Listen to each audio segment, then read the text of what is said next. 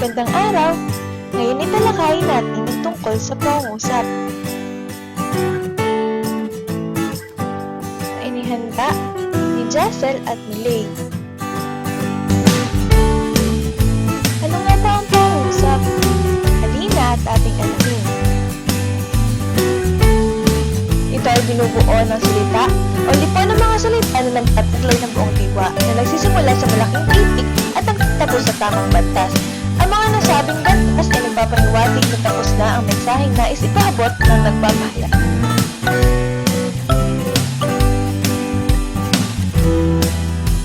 Mayroong dalawang uri ng pangungusap.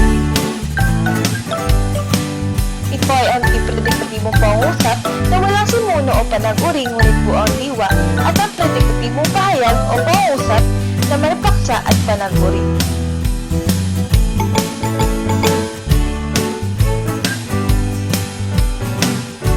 Tunghayan naman natin ngayon ang uri ng predikatibong pangungusap.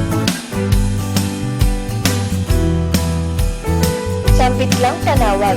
Ito ay ang mga sambitlang salita na ginagamit bilang pantawag sa tao. Tagdamdam. Ang pahayag na nagsasaad ng damdamin.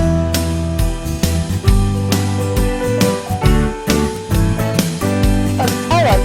Ito naman ay ginagamit sa pagtawag.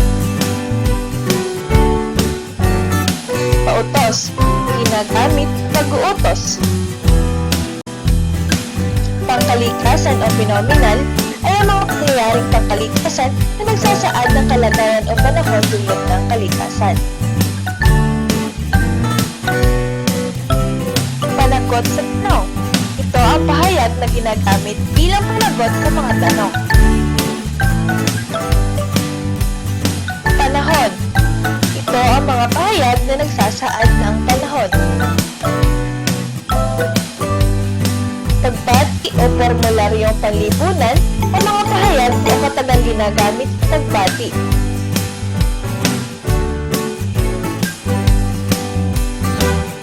Pamuling tanong.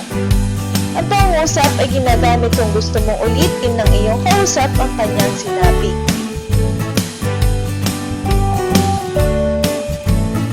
Pakiusap. Ginagamit ang pangungusap nito kung nakikiusap.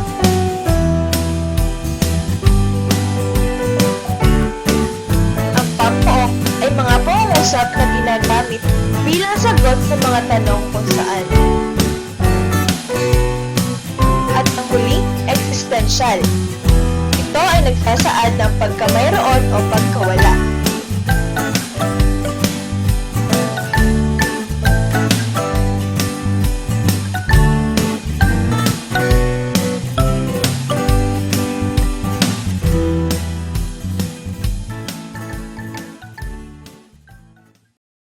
Created using Powtoon.